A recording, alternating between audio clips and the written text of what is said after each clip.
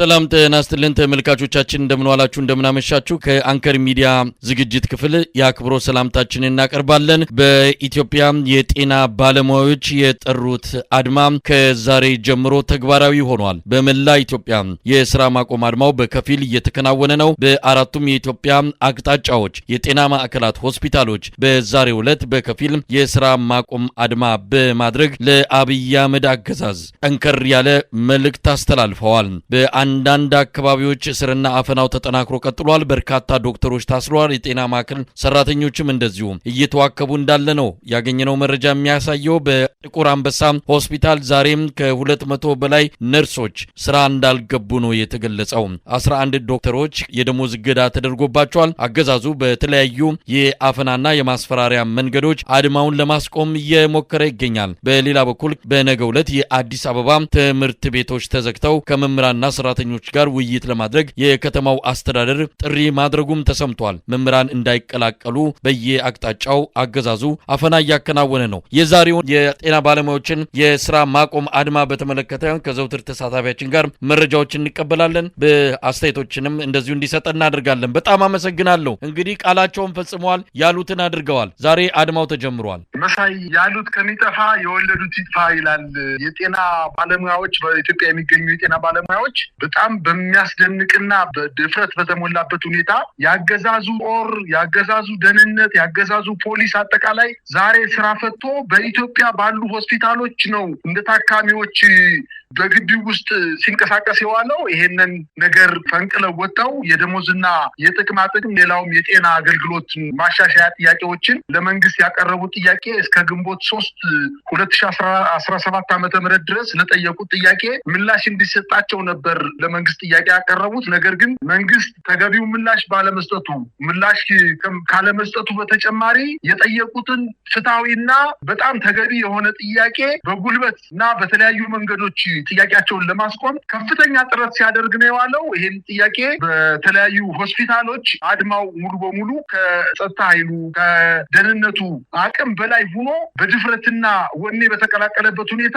በየቤታቸው ቀርተዋል። በእርግጥ በጣም ብዙ ሕክምና ማዕከላት ሙሉ በሙሉ 90%፣ 70% የሚሆን በርካታ ሆስፒታሎች ባለሙያዎች አልገቡም። አስተዳደር ሰራተኞች ሳይቀር የሆስፒታሉ አስተዳደር ሰራተኞች ሳይቀር ወደ ሕክምና ማዕከላት ሳይሄዱ ቀርተዋል። በተለይ በአዲስ አበባ ከተማ አለርት ሆስፒታል፣ በጎንደር ስፔሻላይዝድ ሆስፒታል፣ ደብረ ብርሃን ሆስፒታል፣ ዲላ እና ሌሎችም በአጠቃላይ ከተመረጡ የሕክምና ክፍሎች ውጪ ሙሉ በሙሉ ስራ ማቆም አድማው ሙሉ በሙሉ የተሳካ ነበር ማለት ይቻላል። በተለይ መሳይ በኢትዮጵያ ያሉ ዩኒቨርሲቲዎች የሕክምና ትምህርት የሚሰጡ ዩኒቨርሲቲዎች ስፔሻላይዝድ እና ኮምፕሬሄንሲቭ ሆስፒታሎች ዋናውን ኃላፊነቱ ወስደው ሙሉ በሙሉ የስራ ማቆም አድማ ያደረጉ በዋናነት እነሱ ሆነው እነሱም በመከተል ሌሎቹ መደበኛ ሆስፒታሎች፣ ጠቅላላ ሆስፒታሎች የሚባሉ ዞን አስተዳደር፣ በክልል አስተዳደር፣ በወረዳ የሚገኙ ሆስፒታሎች ሙሉ በሙሉ አድማውን ከሰዓት በኋላ ተቀላቅለዋል። በተለይ መሳይ ለአብነት ያክል እንኳን የጥቁር አንበሳ ሆስፒታል፣ ቅዱስ ጳውሎስ ሆስፒታል፣ አለርት፣ በባህር ዳር ከተማ የሚገኘው የጥንቱ ፈለገ ሕይወት ሆስፒታል እንዲሁም የባህር ዳር ዩኒቨርሲቲ የጤና ሳይንስ ማሰልጠኛ ኢንስቲትዩት ጥበበ ጊዮን ሆስፒታል፣ ጎንደር ሆስፒታል፣ ሁለቱ ሆስፒታሎች ጎንደር፣ አዲስ ዘመን ከተማ፣ ሐዋሳ፣ ሌሎችም በኦሮሚያ ክልል የሚገኙ ሆስፒታሎች በተለይ በዋናነት ከሰዓት በኋላ በፈራተባ ብለው የገቡ ሐኪሞችና የጤና ባለሙያዎች ሆስፒታሎች ጸጥ በማለታቸው ተመልሰው ወጥተዋል። ተመልሰው ሊወጡ ሲሉ የጤና ባለሙያዎችን ወደ ሆስፒታሉ ተመልሰው እንዲገቡ ለማድረግ ከፍተኛ ጥረት አድርጓል መንግስት። ይሄ አልተሳካለትም። በአጠቃላይ ሆስፒታሎቹ ሙሉ በሙሉ በማለት መባል በሚቻል ደረጃ የአድማው የተሳካ እንደነበረ ነው የደረሰኝ መረጃ የሚያመለክተው። እኔ በጥቁር አንበሳ በአለርት ሆስፒታል እና በዘውዲቱ ሆስፒታል አካባቢ እንቅስቃሴ ለማድረግ ሞክሬያለሁ። በእነዚህ ሆስፒታሎች እንግዲህ ኢትዮጵያ ውስጥ እንደሚታወቀው ጥቁር አንበሳ ሆስፒታል በኢትዮጵያ የሚገኘው ትልቁ ሆስፒታል ነው። በጣም ብዙ የክፍለ ሀገር ሆስፒታሎች ሪፈር ታማሚዎችን ሪፈር የሚጠሩት ወደዚህ ወደ ጥቁር አንበሳ ሆስፒታል ነው ሪፈር የሚጽፉት። በዚህ ሆስፒታል የተመለከቱት ነገር በርካታ ህሙማን እያለቀሱና እያቃሰቱ በሆስፒታሉ ቅጥር ግቢ አካባቢ ከሆስፒታሉ ቅጥር ግቢ ውስጥም ከፍተኛ መጉላላት ደርሶባቸዋል። አጠቃላይ አድማው የተሳካ ነበር ማለት ይቻላል። መሳኔ በተለይ ትልቁ የአማራ ክልል ሆስፒታል ጥበበጊዮን ሆስፒታል 95% በጠዋት ጀምሮ 95% የሚሆኑ የጤና ባለሙያዎች በአገልግሎት ሳይገኙ በቤታቸው ቁጭ ብለው አድማውን ተቀላቅለው ነው የታዩት። 5% የሚሆኑ ታካሚዎች ደግሞ እነዚህ አሁን የጨቅላ ህጻናት ህክምና፣ የድንገተኛ ቀዶ ጥገና ክፍል፣ የማዋለጃ ክፍሎች የሚባሉትን ከግንቦት 9 ድረስ አገልግሎት መስጠት እንችላለን ብለው ባረጉት መሰረት እነዚህ ሆስፒታሎች ላይ ያሉ እነዚህ ሴክተሮች ዶክተሮች ተመድበውላቸው ህክምና እየሰጡ ነበረ። በተለይ የመኪና አደጋ በሚከሰትበት ጊዜ ፈጣንና ድንገተኛ በጣም አጣዳፊ የሆነ ኦፕሬሽን የሚደረግባቸው ቦታዎች ላይ ህክምናዎች በእነዚህ በ5% ዶክተሮች ነው ህክምና ሲሰጥ የነበረው። አንተ እንዳልከው 11 ተመራቂ ኢንተርን ዶክተሮች ደሞዛቸው ታግዷል። በበርካታ አካባቢዎች ዶክተሮችን በየቤታቸው በመሄድ አንቀው በማውጣት ወደ ሆስፒታል ለማስገባት ከፍተኛ ሙከራ አድርገዋል። አሁን ከተለያዩ የከተማዋ መረጃ አቀባዮቻችን እንደደረሰን ከሆነ በየቤታቸው በየአድራቻቸው የደህንነትና የፖሊስ የፌዴራል ፖሊስ የቀይ ቦኔት ያደረጉ የኮማንዶ አባላት መሳሪያ ጠምደው በየቤቶቻቸው በመሄድ አንቀው ይዘው በግድ ወደ ሆስፒታሉ ለማስገባት ጥረት አድርገዋል። ይሄ ነገር ግን አልተሳካላቸውም። እምቢ ያሉ ዶክተሮችን አንሄድም ወደ ሆስፒታሉ ከጓደኞቻችን አንለይም ያሉ ዶክተሮችን አስረው በሆስፒታሉ ውስጥ ከፍተኛ እንግልት እየፈጸሙባቸው እንደሆነ ነው የደረሰኝ መረጃ የሚያመላክተው። መሳይ እንግዲህ አገዛዙም በየአቅጣጫው አፈናውን በተለያየ መልኩ እያደረገ ይገኛል። የፌዴራል ፖሊሶች በየሆስፒታሉ በየጤና ማዕከል መግባታቸውም ነው የምንሰማው። ሲቪል የለበሱ የደህንነት ሰዎችም በተሽከርካሪዎች ሆነው ነጭ ጓን የለበሰውን ሁሉ ሲያባሩ፣ ሲያሳድዱ፣ ሲያስሩ እንደነበረም ተመልክቷል። የታሰሩ በርካታ ዶክተሮች አሉ። ከዚህም ባሻገር ከአገዛዙ ጎን የተሰለፉ አንዳንድ ዶክተሮች እንዲሁ ጠቁመው ሌሎችን የማሳሰር አድማው እንዲከሽፍ የማድረግ ነገርም ከዶክተሮች ከመሃላቸውም እንዳለን የሰማነው። ይህንን የማጋለጡ እንቅስቃሴም እየተከናወነ የሚገኝ እንደሆነ የተረዳ ነው። አገዛዙ አሁን መፍትሄ ብሎ የሚሰጠው ነገር የለም። ማስፈራራት፣ ማዋከብ፣ ማሰር ብቻ ሆኗል። በየሆስፒታሉ ማስታወቂያዎች ተለጥፈዋል። በጎንደር፣ በጥቁር አንበሳ፣ በመዳውላቡ፣ በጎባ፣ በሐዋሳ ዩኒቨርሲቲ ሆስፒታል፣ በተለያዩ ሆስፒታሎች በማስታወቂያ ሰሌዳ ላይ በአስቸኳይ ስራ እንድትመለሱ የሚል ማስታወቂያዎች፣ ማስፈራሪያዎች ተለጥፈዋል። ግን እስካሁን በዚህ ማስፈራሪያ እንደው ተሸንፎ የተመለሰ የሕክምና ባለሙያ የለም። እንግዲህ ቀጣዩ ነገር ምንድን ነው? ለ3 ቀን ነው ይሄ የሚካሄደው። ከዛ ወደ አጠቃላይ አድማ ይሄዳል የሚል ነገር ነው በመርሃ ግብር የተያዘው። ዶክተሮቹ በታቀደው ልክ አድማውን አድርገዋል ማለት ይቻላል። የተንጠባጠቡ ለስርዓቱ ያደሉ ምናልባትም አንዳንዶቹ ዶክተሮች ተገደው በድብደባ ብዛት ወይንም በገንዘብ መደለል ምክንያት ዶክተሮቹን በየቤታቸው እንዲያመጡ ለማድረግ ተገደው አንዳንድ እገዛ አድርገው ሊሆን ይችላል። ነገር ግን በዋናነት ትልቁን ስዕል ስንመለከት ግን በኢትዮጵያ ያሉ የጤና ተቋማት አጠቃላይ በአንድ ልብ ሆነው አድማውን ሙሉ በሙሉ ማድረግ መቻላቸው ነው ዋነኛው ቁም ነገር። ሁለተኛው በእነዚህ አሁን ምናልባት ዛሬ በተደረገው አድማ በተለይ በዋናነት ከ7:30 ጀምሮ ባለው የሆስፒታሎቹ በጣም ጭር ብለው ነው የዋሉት። በአጋጣሚ ሰዎች ሊሞቱ ይችላሉ። ከፍተኛ ጉዳት የደረሰባቸው ድንገተኛ ሕክምና ማግኘት ያልቻሉ ጤና ሙያተኞችን እገዛ የሚፈልጉ ሐኪሞች፣ በሽተኞች እገዛ ባለማግኘታቸው ሊሞቱ ይችላሉ። ኃላፊነቱን መንግስት ይወስዳል ነው ያሉት። እኛ እየተራብን ሌሎችን ልናክም አንችልም። እንዲያውም አንዱ ዶክተር ሚዲያ ላይ ወጥቶ ያለው ምንድነው? እኔ ሰሞኑን ባለቤቴ ወልዳለች። የወለደችውን ባለቤቴን በሽሮ ነው ያረስኳት። ሽሮ ወጥ እያበላሁ ነው ያረስኳት። ከዚህ የበለጠ ሌላ ውርደት የለም።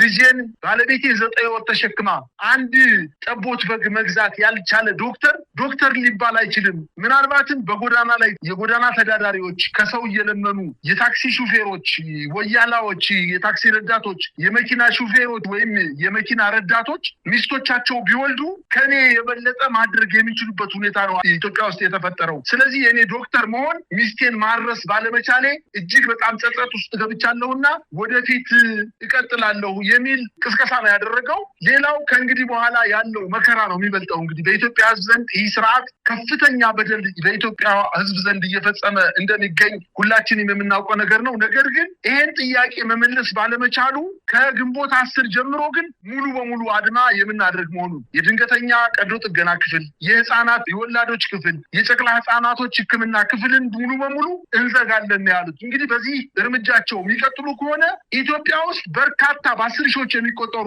ታካሚዎች ምናልባትም በህይወት ላናገኛቸው እንደምንችል ነው። እኛ ነገ ከተማ ወጠን በመኪና ስንሄድ በመኪና አደጋ ወይም በተለያየ ምክንያት በስኳር፣ በግፊት፣ በስትሮክ ምክንያት ከፍተኛ በሽተኛ ቁጥር እየጨመረ እንደመጣ ኢትዮጵያ ውስጥ ይታወቃል። እነዚህ ሰዎች በድንገት ወደ ሆስፒታል እገዛ ለማድረግ ቢሄዱ እነዚህን ዶክተሮች አያገኟቸውም። መንግስት ይህን አስቦ ይመለሳል የሚል እምነት አለን። መመለስ ካልቻለ ግን ወይም ጥያቄዎቻችን ካልመለሰልን ግን እርምጃችን የከፋ ነው የሚል ጠንከር ያለ ማሳሰቢያ ሰጠዋል። አንተ እንዳልከው መንግስት ወደ ባሻ ሆኖ የእነዚህ ዶክተሮች ጥያቄ ተገቢ ነው ብሎ ለመመለስ ፍቃደኛ አይደለም። በጦር ነው፣ በደህንነት ነው፣ በመሳሪያ በማስፈራራት ነው ወደ ሕክምና ማዕከላት እንዲገቡ ለማድረግ ጥረት ያደረገው ባይሳካለትም፣ ነገር ግን ተሳክቶለት ዶክተሮቹ በግድ ወደ ሆስፒታል ሕክምና ለማድረግ እንኳን ተገደው ቢገቡ ምን አይነት ሕክምና ነው የሚሰጡት? ሕክምና መስጠት የሚቻለው እኮ መጀመሪያ ሕክምና ለመስጠት ፍቃደኛ የሆነ ዶክተር ሲገኝ ብቻ ነው። ይሄ ታካሚዎች ወደ ሕክምና ማዕከላት ገብተው እገዛ ሲጠይቁ ፍቃደኛ ያልሆነ ዶክተር በመሳሪያ ተደቅኖበት ሕክምና ቢሰጥ መድኃኒት አሳስቶ የመስጠት፣ መርፌ አሳስቶ የመውጋት ኦፕሬሽን ለማድረግ ምናልባትም ወዶ ሳይሆን ሳይፈልግ እና ፍላጎት ባለመኖሩ ምክንያት ሊፈጠሩ የሚችሉ የሕክምና ስህተቶች በኢትዮጵያ ውስጥ ከፍተኛ አደጋ ሊያስከትሉ እንደሚችሉ መንግስት የተገነዘበ አይመስለኝም። ይሄ ወታደራዊና ጭፍን የሆነ በጣም ጀዝባ የሆነ ስርዓት ይህን ጥያቄ መመለስ ሲገባው በአንድ ወር ሙሉ በየቀኑ ደብዳቤ በመጻፍ ኮሚቴዎችን አዋቅረው መንግስትን ጥያቄ በመጠየቅ በጤና ማህበሩ በኩል የጤና ባለሙያዎች ጥያቄ ተገቢ ስለሆነ ይመለስላቸው በማለት እንቅስቃሴ ያደረጉ ቢሆንም እየቀለደ አንዱን ወር አሳልፎታል። እሱ ያሰበው ፍርሃት ስላለ ኢትዮጵያ ውስጥ እኔ ገዳይ መንግስት ስለሆንኩኝ ስለሚፈሩኝ አስፈራርቼ ቢሆንም ወደ ሆስፒታሉ አስገባቸዋለሁ ብሎ ነበር። ይሄ አልተሳካለትም። ሆስፒታሎቹ ሙሉ በሙሉ ጸጥ ረጭ ብለው ነው የዋሉትኝ። ምናልባት ታካሚዎቹ ሲያቃስጡ፣ ሲያለቅሱ፣ ሲጨነቁ በጣም እኛን ጨምሮ የሚያስጨንቅ ነገር ነው ዛሬ የተመለከትኩት። መሳይ እንግዲህ የተለያዩ ነገሮችንም እያየን ነው። ይሄ የጤና ባለሙያዎች የስራ ማቆም አድማ የሚፈጥረው ተጽዕኖ እንዳለ ሆኖ ነገር ግን አጠቃላይ ለውጥ ለማምጣት የተወሰነ ጉዳቶች መኖራቸው አይቀርም። ህብረተሰቡም ይህንን እንደሚገነዘብ ነው በተለያየ መስኩም የጤና ባለሙያዎቹ እየገለጹ የሚገኙት። እንደውም የተወሰኑ አገልግሎቶች እንዳይቋረጡ አድርገዋል። በሂደት እነዚህንም አገልግሎቶች በማቋረጥ ሙሉ በሙሉ ወደ አድማ እንደሚገቡ ነው ያስጠነቀቁት። ይህ በመሆኑ የሚፈጠር ችግር ካለ ቀደም ሲልም እነሱም በተደጋጋሚ ገልጸዋል። ኃላፊነቱን የሚወስደው የአብይ አህመድ አገዛዝ ነው። አብይ አህመድ አገዛዝ ለዚህ እንዲህ አይነት ጥያቄ ሲመጣ ተገቢውን የሆነ መልስ ከመስጠት ይልቅ ማፈንና ማሰር፣ ማዋከብ፣ መደብደብ ብሎም መሰወርን እንደ ስትራቴጂ እየተከተለው ይገኛል። ከዚህ ባለፈ የሕክምና ባለሙያዎችን የማጥላላት ከሌሎች ሀገሮች አምጥተን በእናንተ ቦታ እንተካለን የሚል ልክ እንደ ወዛደርና የጉልበት ስራ ማንንም የሚመድቡበት አድርጎ የማሰብ ይሄ በእውነቱ በመሪዎች ደረጃ በብልጽግና ፓርቲም ደረጃ እንዲህ አይነት አመለካከት ያላቸው ሰዎች ስብስብ መሆኑ በራሱ ኢትዮጵያ ምን ያህል በመጥፎ ሰዎች፣ በአደገኞች፣ በአቅመቢሶች እጅ ላይ እንደወደቀች የሚያሳይ ነው። ለማንኛውም ነገ መምህራንን ጠርተዋል። በአዲስ አበባ አድማው መምህራንን የሚያካትት መምህራንም የሚሳተፉበት እንደሚሆን ተገምቷል።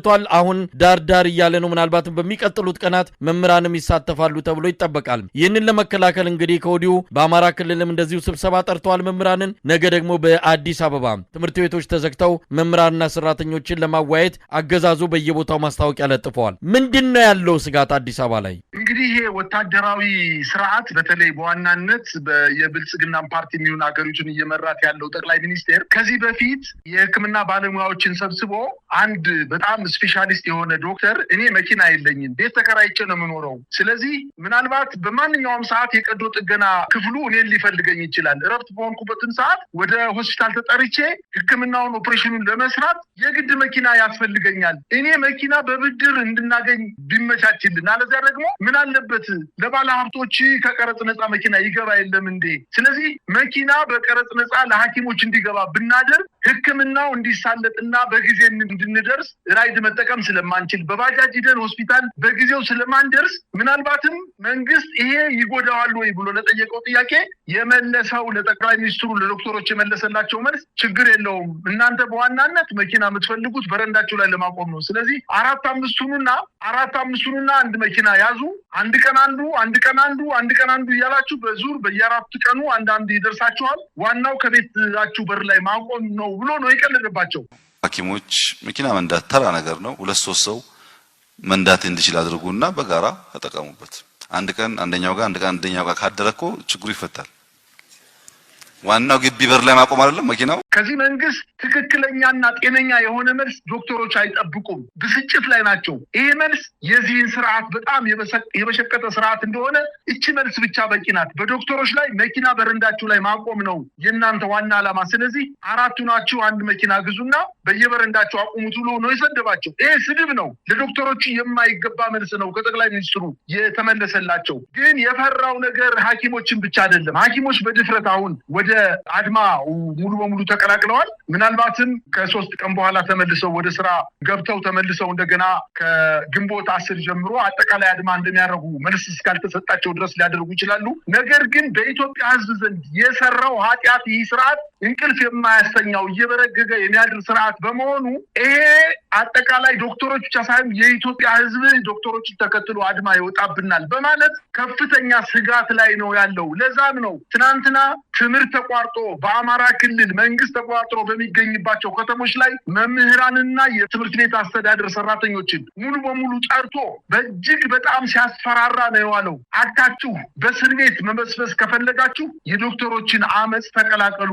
እኛ ዶክተሮችን የምንተካበት መንገድ አናጣም ከተለያየ የአፍሪካ ሀገሮች እንዲሁም ከኩባ ከየመን ከተለያዩ የአውሮፓ ሀገሮች ሐኪሞችን አመጣን እንተካቸዋለን እሱ ችግር አይደለም መምህራን ግን ወደዚህ አድማ ከገባችሁ ውርድ ከራሳችሁ እድሜ ልካችሁን በእስር ቤት ያከካችሁ ትኖራላችሁ ለልጆቻችሁ ብትሉ ይሄን አድማ በመደገፍም ይሁን አብራችሁ ሐሳቡን በመደገፍ ይሁን በተግባር እንቅስቃሴ ብታረጉ ውርድ ከራሳችሁ በመሳሪያ ነው መንፈጃችሁ የሚል አመጽ ጥሪ ነው የቀሰቀሰው መንግስት ይሄን ተከትሎ የአማራ ክልል መምህራን በጣም ጭንቀት ላይ ናቸው አንዳንዶቹ የደፈሩ መምህራን ደግሞ እዛው ላይ የሰበሰቧቸውን የመንግስት ባለስልጣናትን ፊት ለፊት ተጋፍጠዋል ይሄ ማስፈራራት ለኛ አይገባንም እኛ ከዶክተሮቹ በላይ ከፍተኛ ችግር ደርሶብን በረሃብ ውስጥ እያለን አሁን ደግሞ ሌላ ማስፈራሪያ በመፍጠራችሁ በዜግነታችን ከፍተኛ መዋረድ እየደረሰብን ነው የሚል መልስ ሰጠዋቸዋል ምናልባት በአማራ ክልል በአጭር ጊዜ ውስጥ ሐኪሞችን ተቀላቅለው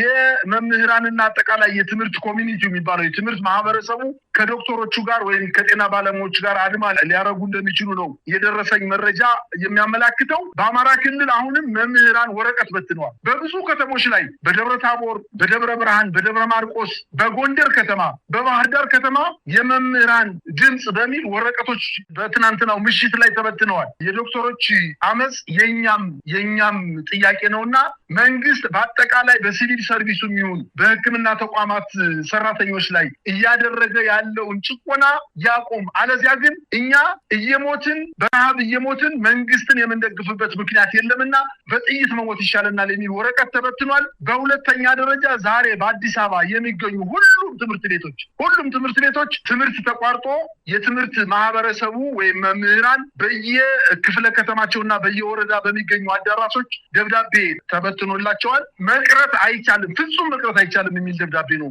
አብሮ ተያይዞ የቀረበው የሚቀር መምህር ከስራው ራሱን እንዳሰናበተ ተቆጥሮ ከመንግስት ተቋማት በስራ ስንብት የሚባረር መሆኑን የሚል በድፍረት ደብዳቤ ጽፈው ለእያንዳንዱ መምህር እንዲደርስ ከማድረጋቸውን በተጨማሪ በየትምህርት ቤቱና በትምህርት ተቋማት በአጠቃላይ ደብዳቤ ለጥፈዋል እዚህ በተጨማሪ የትምህርት ኮሚኒቲው በአዲስ አበባ ከተማ የሚገኙ ትምህርት ቤቶች ነገ ሙሉ በሙሉ ዝግ ነው ይሄንን ውይይት ሊያረጉ እንደሚችሉ ነው የደረሰኝ መረጃ የሚያመላክተው መሳይ ነገር ግን ትምህርት ላይ የሚሳተፉ መምህራን ብቻ ሳይሆኑ ይሄንን አድማ አጠቃላይ የኢትዮጵያ ህዝብ የኔ ጉዳይ ነው ብሎ ይዞታል የኔ ጉዳይ ነው ብሎ ስለያዘው መንግስት ከጁ ያወጣ ወይንም ከጠርሙሱ የወጣ ጅኒ ሆኖበታልና ከእንግዲህ በኋላ ሰብስቦ ወደ ጠርሙሱ ሊከተው እንደማይችል ነው ዛሬ በተለያዩ ሆስፒታሎች ተዘዋውሬ የተገነዘብኩት ነገር የሚያመላክተው መሳይ እንደው የህብረተሰቡ ስሜት አጠቃላይ ሁኔታ ምክንያቱም ይሄ የእያንዳንዱን ቤት የሚያንኳኳ ጉዳይ ነው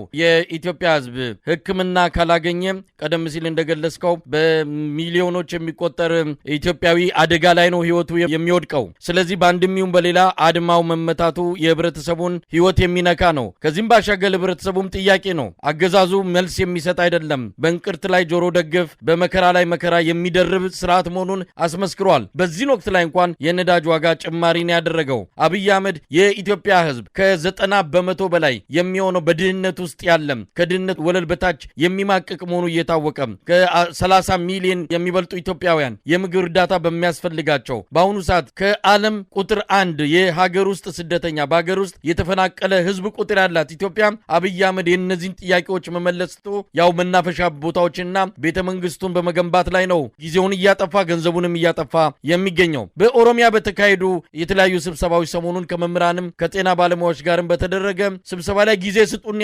ስጡን ያሉት ፕሮጀክቶቹን እንጨርስ ነው። ፕሮጀክቶቹ ደግሞ የመናፈሻ ፕሮጀክቶች መሆናቸው ይታወቃል። በዚህን ጊዜ ጥያቄ ያነሱትን ያሏቸው ነገሮች አሉ። እንደ ኦሮሞ ቅርስ የለንም፣ ሚኒሊክ ቤተመንግስት ነበረው፣ ኦሮሞ ምንም የለውም። ስለዚህ ቤተመንግስት እየገነባን ነው። የአብይ ቤተመንግስት አለ፣ የሽመልስ ቤተመንግስት አለ።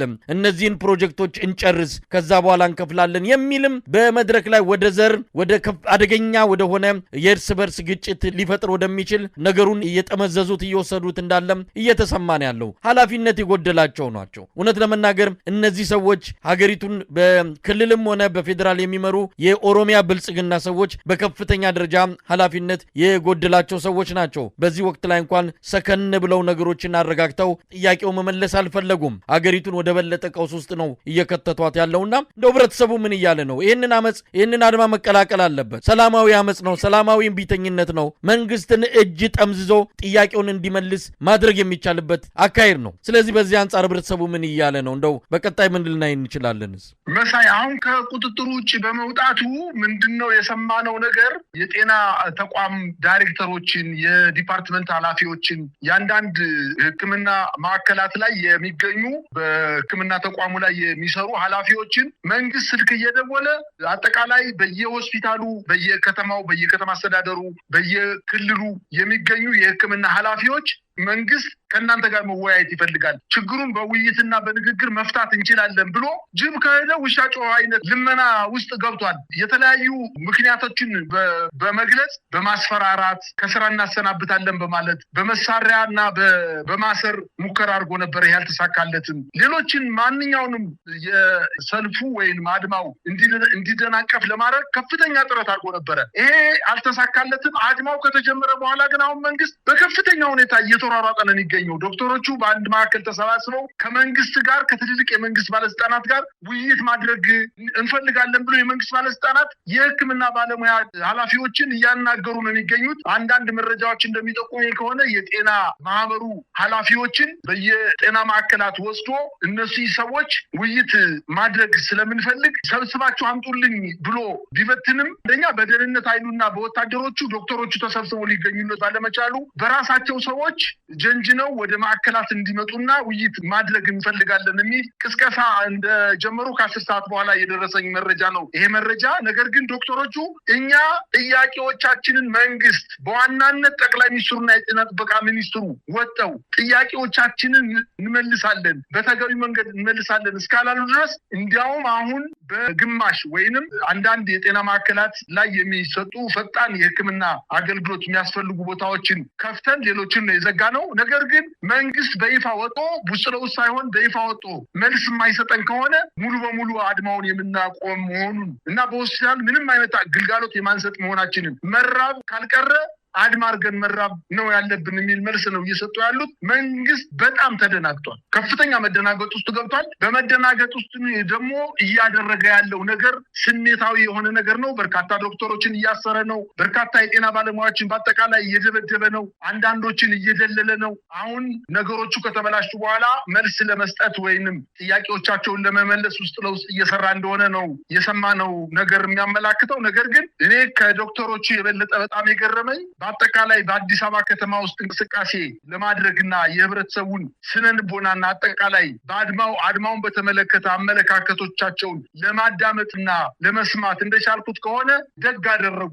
እኛ የፈራነውን ነገር እኛ ፈራተባ እያልን ማድረግ እየፈለግን ነገር ግን ለህይወታችን ሳስተን ደረቅ እንጀራ መብላት የማንችል በጣም ደሃ ሆነን መንግስትን መቃወምና ማንበርከክ የምንችለው እኛ ሆነን እያለ ዶክተሮቹ ራሳቸውን አሳልፈው ለእኛ ሰጠው አድማውን አድማውን መጀመራቸው ነገኛ እነሱ ጋር ፊት ለፊት አብረን ተቀላቅለን በመንግስት ላይ አድማ ማድረግ እንዳለብን ነው ትምህርት የሰጡን በማለት አስተያየት የሰጡ በርካታ ሰዎች አግኝቻለሁ። በአጠቃላይ ግን የአዲስ አበባ ከተማ ህዝብ አንጀቱ ቅቤ እንደጠጣ ነው የቆጠረው። ምንም እንኳን አድማው ነገ ከነገ ወዲያ የሚያመጣውን አጠቃላይ ጉዳት መገንዘብና ቀድመን መተንበይ ባንችልም አጠቃላይ የህብረተሰቡ ስነ ልቦና ግን እሰይ እንኳን ደግ አደረጉ ልጆቻችን ደማችንን መለሱ እስከማለት ድረስ ተናገሩ ግለሰቦችን በራሴ በጆሮዬ ለመስማት ሙከራ አድርጌያለሁ። በአጠቃላይ ግን መንግስት ከዶክተሮቹ ባሻገር አጠቃላይ በኢትዮጵያ ህዝብ ዘንድ በአንተ እንዳልከው አጠቃላይ የኑሮ ውድነቱ ከመቋቋም ከሚቻለው በላይ በመሆኑና ሰው በጣም ከፍተኛ ምሬት ውስጥ ባለበት በዚህ ሰዓት አንደኛ ይሄ ስርዓት ቤተመንግስት እየገነባ ከሆነ ለኦሮሞ ህዝብ ቤተመንግስት ምንም አይሰራለትም። በዚህ ሰዓት መብላት መጠጣት በሰላም ተንቀሳቅሶ መነገር ነው የሚፈልገው። ምናልባትም አዲስ አበባ ውስጥ እየተገነባ ያለው የሽመልስ አብዲሳ ቤተመንግስት ለኦሮሞ ህዝብ ምንም ጥቅም የለውም። ቤተመንግስት አልጠበበም። ነገር ግን እነሱ የኦሮሞን ህዝብ በዚህ አታለው ከጎናቸው ለማሰለፍ ጥረት ሊያደርጉ አብዛኛው የኦሮሚያ ክልል የሚገኙ ሆስፒታሎች ህብረተሰቡን አመለካከታቸውን በአጠቃላይ በአድማው ላይ ያላቸውን ሀሳብ ማወቅ ባንችልም ዶክተሮቹ ግን ሙሉ በሙሉ እንዳንድ ሰው ተናጋሪ እንዳንድ ልብ ሀሳቢ ሆነው በጋራ እንቅስቃሴ እያደረጉና በመንግስት ላይ ተቃውሟቸውን እያሰሙ እንደሆነ ነው መገንዘብ የሚቻለው። አጠቃላይ ከመቀሌ እስከ ባሌ ያለው የሕክምና ባለሙያዎች በአንድ ልብ ሆነው ነው አድማውን ያደረጉት። በጣም የሚያስደስት እርምጃ ነው የወሰዱት። ምናልባትም ቀሪው የኢትዮጵያ ህዝብ ምናልባትም ከነገ ጀምሮ አድማውን ከተቀላቀላቸውና በመንግስት ላይ ጫና ከፈጠረ መንግስት ሳይወድ በግዱ ወደ መልስ ሊሄድ የሚችል መሆኑን ነው መረዳት የቻልኩት። ነገር ግን አሁን ዛሬ ከአዲስ አበባ ከተማ የታክሲ አሽከርካሪዎች ማህበር በድብቅ ወረቀቶችን አዲስ አበባ ከተማ እኔ በጄ ወረቀቱን ማግኘት ባልችልም፣ ነገር ግን ወረቀቶች ተበትነዋል። አድማ መደረግ አለበት። የነዳጅ ጭማሪው እኛ መቋቋም ከምንችለው በላይ ነው። የነዳጅ ጭማሪውን ተከትሎ የኢኮኖሚ አጠቃላይ የዋጋ ውድነቱን መሸከም አንችልም። ቤተሰቦቻችን ማስተዳደር አንችልም። እንዲያውም አንዳንዶቻችን የቤተሰብ ጥገኛ ሆኖ አልተመልሰን በማለት ራሳችን ችለን ስንኖር የነበረን ሰዎች አልፈን ቤተሰቦቻችን ስናግዝ የነበሩ ሰዎች ዛሬ መቋቋም በማንችልበት ደረጃ ላይ በመሆኑ ይሄንን አድማ አብረን የምንተቀላቅለን በመንግስት ላይ ጫና መፍጠር እንዳለብን የሚል ወረቀት እየበተኑ እንደሆነ ነው የደረሰኝ መረጃ የሚያመላክተው። መሳይ እንግዲህ በመጨረሻ ያው ሂደቱን እንከታተላለን። ምናልባት አገዛዙ በጭንቀት በተለያዩ ምክንያት ማዘናጊያ ማታለያ አድማው እንዲቆም ብቻ በመፈለግ አንዳንድ እርምጃዎችን ወይም ደግሞ ይህንን አድማ ሊያስቀሩ የሚችሉ ማታለያ የሆኑ የብልጣብልጥ እርምጃዎችን ሊወስድ ይችላልና እንግዲህ የሕክምና ባለሙያዎቹ ጥያቄ ስር ነቀል ነው። እውነት ለመናገር ያነሱት ጥያቄ በዚህ አገዛዝ ሊመለስ የሚችል አይደለም፣ አቅምም የለውም። የገንዘብም ሌሎች ይህንን ነገር ጥያቄ ሊመልስ የሚያስችሉ መዋቅራዊ አቅምም የሌለው ስርዓት እንደሆነ ይታወቃል። ስለዚህ በትንንሽ ብልጭልጭ ማታለያ ዘዴዎች ወይም ደግሞ እርምጃዎች ይህንን የተነሳሳውን የጤና ባለሙያዎችን ጥያቄ እንደዚሁም ሌሎችንም የሚመለከተውን ይህንን ህዝባዊ ንቅናቄ ለማብረድ የሚደረገውን ነገር በጥንቃቄ መመልከት እንዳለባቸው ነው በዛ አጋጣሚ ማንሳት የሚያስፈልገው። የሚያዋክቡ አሉ፣ በመሃል የሚገቡ ነጭ ለባሾች ይኖራሉ። እነዚህ በተለይም ደግሞ ከመንግስት በተሰጣቸው ተልዕኮ የሚያስመቱ አድማውን በፊት መሪነት የሚያቀነቅኑና ተናጋሪ የሆኑ ሰዎችን እየለዩ ደህንነት ሰዎች አሳልፈው የሚሰጡ አሉና እነሱንም ነጥሎ ማወቅና ማጋለጥ ይገባል። ብዙ ጥንቃቄ የሚያስፈልገው ብዙ ነገሮችን በአስተውሎት መካሄድ ያለበት ንቅናቄ ነውና ከዚህ አንጻር ብዙ ነገር የሚጠበቅ ነው። ምናልባት ሌላው የህብረተሰብ ክፍል የሚቀላቀል ከሆነ አጠቃላይ ሀገራዊ ቢተኝነት ተፈጥሮ አገዛዙን እጅ ጠምዝዞ ለለውጥ እንዲዘጋጅ ለለውጥ እንዲነሳ የሚያደርገው ይሆናል። እስቲ በዚህ ላይ አጭር አስተያየት ስጥና ዝግጅታችን እናበቃለን። ከአምባገነን መንግስት የሚጠበቀውን ማንኛውን ነገር መንግስት አድርጓል። ነገር ግን እጁ የሰነዘረውን ያክል ውጤት ሳያመጣለት ቀርቷልኝ። ዶክተሮቹ በአቋማቸው ጸንተዋል። አልፎ ተርፎ ለኢትዮጵያ ህዝብ ሙሉ በሙሉ ጥሪ አድርገዋል አድማውን እንዲቀላቀሉና እኛ ለራሳችን ጥቅም ብቻ ሳይሆን የጤና ስርዓቱ እንዲስተካከል ለነዋሪው ለኢትዮጵያ ህዝብ በሽተኛው ሕክምና አገልግሎት ፈልጎ ለሚመጣው ዶክተር ብቻ ሳይሆን ለመንግስት ባለስልጣናት ጭምር በመተማመን የራሳችን ዶክተሮች አክመው ያድኑናል ብለው እምነት እንዲጥሉባቸው ተቋሞቹ ይስተካከሉ የሚል ጥያቄ ነው ያቀረበው። ነገር ግን መንግስት አይኑን ጨፍኖ አሁን እርምጃዎችን እየወሰደ ነው። በጣም የሚገርመው ነገር በጥቁር አንበሳ በተንቀሳቀስኩባቸው በአራቱም አቅጣጫዎች በአራቱም አስፋልት መንገዶች ላይ ታክሲ እንዳያልፍ ነው ያደረጉት፣ መኪና እንዳያልፍ ነው ያደረጉት። ደህንነቶች ፓትሮል ፓትሮል የሪፐብሊካን ጋርድ ወታደሮች ሞርተርና ዲሽቃ ጠምደው ህብረተሰቡን ለማስፈራራት ነው የሞከሩት። መንግስት እኔ እንደተገነዘብኩት ከሆነ በዋናነት ስጋቱ ዶክተሮች ያነሱት አመጽ አይደለም፣ ህብረተሰቡ ታፍኗል ታርቋል ብሎ ስላመነ ህብረተሰቡ ይህን አጋጣሚ ተጠቅሞ አብሮ አድማውን ካደረገ የስርዓቱ ያልቅለታል፣ እኔ ከወንበሬ እወርዳለሁ የሚል ፍርሃት ስላለባቸው እና ጥቅማቸው የሚነካ በመሆኑ ያ የሚፈልጉትን ነገር ወይንም አቅማቸው የፈቀደውን ያክል እርምጃ እየወሰዱ ነው። ምናልባትም አሁን መረጃዎች ስላልደረሱን ነው እንጂ በአንዳንድ የሆስፒታል አካባቢዎች ላይ ተኩሶች ሁሉ እንደነበሩ ነው የደረሰኝ መረጃ የሚያመላክተው። ስለዚህ እንግዲህ የነብሩን ጭራ ተይዟል፣ ይዘውታል። የነብሩን ጭራ ከለቀቁት ነብሩ ዙሮ ይነክሳቸዋል። ነብሩን ጭራ ካለቀቁት ግን አድክመው ጥለው መግደል የሚችሉ መሆናቸውን በተለይ ደግሞ ዶክተሮች ብቻ ሳይሆኑ የመምህራን ማህበሩ በኢትዮጵያ ውስጥ የሚገኙ የሲቪል ሰራተኞች፣ የመምህራኖች፣ የሹፌሮች፣ ሌሎችም የህብረተሰብ ክፍሎች፣ ነጋዴዎች በድህነት አረንቋ ውስጥ ዘግጠው አንገታቸው ብቻ የቀረው የኢትዮጵያ ህዝብ፣ ድሃው የኢትዮጵያ ህዝብ ይሄንን አድማ በከፍተኛ ጉጉት መጠበቅ ብቻ ሳይሆን አብረው ከሕክምና ባለሙያዎች ጋር አድማውን ተቀላቅለው በዚህ ስርዓት ላይ እጃቸውንና ክንዳቸውን በማሳረፍ ያገዛዝ ጊዜውን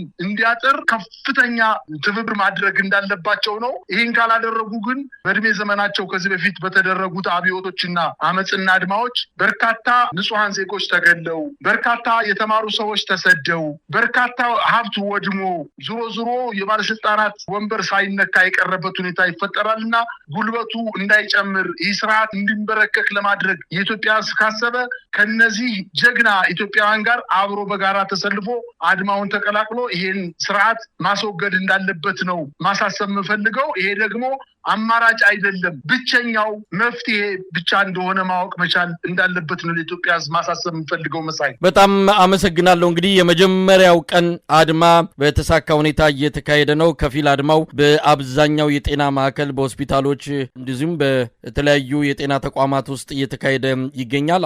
አፈናው፣ እስሩና የመንግስት ከፍተኛ የሆነ የማዋከብ እንቅስቃሴም እንደዚሁ ተጠናክሮ ቀጥሏል። በየአቅጣጫው ያለውን ሁኔታ እንከታተላለን። በጣም ነው ማመሰግነው። እኔም አመሰግናለሁ መሳይ።